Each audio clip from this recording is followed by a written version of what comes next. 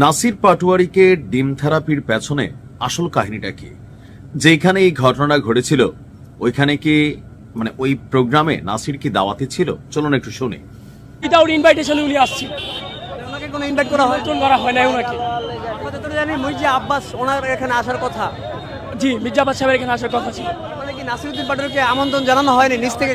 ওনাকে আমন্ত্রণ ট্রান্সপোর্ট কর্তৃপক্ষ থেকে ওনাকে আমন্ত্রণ জানানো হয় না। এরকম এখানে ঘটনার পেছনে কিন্তু অন্য জায়গা থেকে কাহিনীটা শুরু হয়েছে। অর্থাৎ যেই কলেজে এই পিঠা উৎসবটা ছিল সেই কলেজে আনুষ্ঠানিকভাবে দাওয়াতে ছিলেন মির্জা আব্বাস।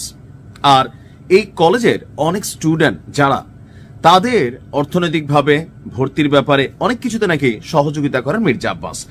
তো যখন নাসির পাটোয়ারি এখানে দাওয়াত ছাড়া প্রবেশ করতে যান, কয়েকটা ভিডিও ফুটেজ আপনারা দেখছেন, সেখানে ঢুকার সময় কিন্তু তিনি বাধার মুখে পড়েন মানে বিএনপি নেতা কর্মীদের।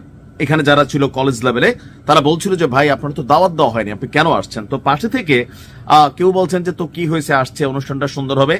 এইরকম একটা পরিস্থিতির মধ্যে নাসির পাটোয়ারি সেখানে প্রবেশ করেন। প্রবেশের সময় ছাত্রদের একটা অভিযোগ ছিল যে আপনি গতকালকে বলছেন মির্জা আব্বাস গ্যাংস্টার, তো আপনি কি গ্যাংস্টারের প্রমাণ দিতে পারবেন? অর্থাৎ আমি আমার আগের ভিডিওতে বলছি নাসির পাটোয়ারি যে কি বলেছে ইমব্যালেন্সড কথাবার্তা বলছে জিয়া পরিবারকে নিয়ে, বিএনপিকে নিয়ে অথবা মির্জা আব্বাসকে নিয়ে যেভাবে নাসির পাটোয়ারি প্রতিদিন কথা বলে, চাঁদাবাজ থেকে শুরু করে ওই যে হাফ প্যান্ট পরাইয়া দাঁড়া করাই রাখবে। দেখেন, রাজনীতিতে বক্তব্য থাকবে কিন্তু এমন বক্তব্য না যে বাবার বয়সে একজন নেতারে হাফ প্যান্ট পরায় দাঁড়া করে রাখবো। এটা আপনার বাপ হলে আপনারও খারাপ লাগতো, আপনার নেতা হলে আপনার খারাপ লাগতো।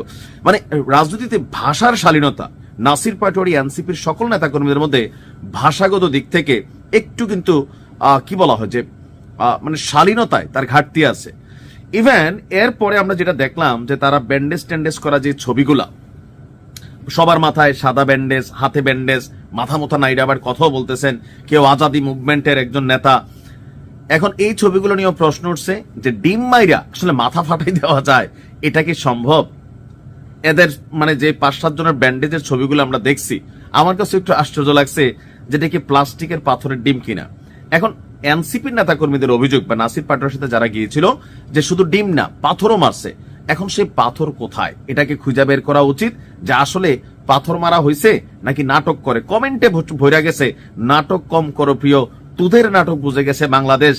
অর্থাৎ এখানে টোটাল যে বিষয়টাতে নাসিরের এখানে অনুপ্রবেশ ছিল অলিখিত ভাবে, একটা কলেজের প্রোগ্রাম, এখানে আপনাকে অনুমোদন নেওয়ার একটা বিষয় আছে, অনুমতি নেওয়ার একটা বিষয় আছে।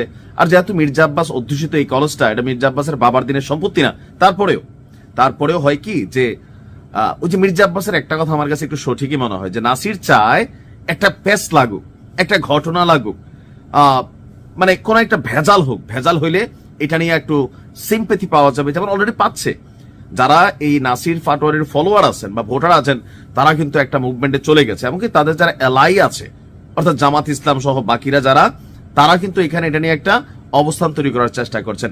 তো আমার কাছে মনে হচ্ছে যে সামনে নির্বাচনকে কেন্দ্র করে অনাকাঙ্ক্ষিত বা ইচ্ছাকৃতভাবে কোন রকম ঘটনার মধ্যে যে নিজে পা দেওয়া, ভেজাল তৈরি করা, রাষ্ট্রকে দেশকে অস্থিতিশীল করা, এগুলোর প্রয়োজন নাই।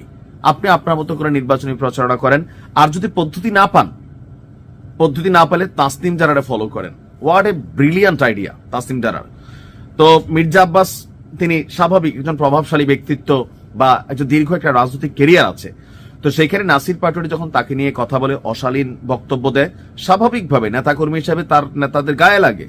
সেখান থেকে ক্ষোভটা, এমনকি নিজে ইচ্ছা করে জোর করে এই প্রোগ্রামে গেছে বা এখানে কেউ চাইছে তাকে ঢুকাইতে, পরিস্থিতিটা সামলাইতে পারে নাই।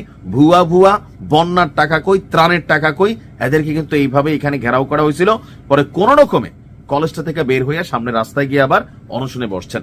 তা আমার মনে হয় সামনে নির্বাচনকে কেন্দ্র করে সবারই সতর্ক থাকা উচিত, আর নিজে ইচ্ছা করে কোনো ভেজাল তৈরি করা উচিত না। ভালো থাকুন, আসসালামু আলাইকুম।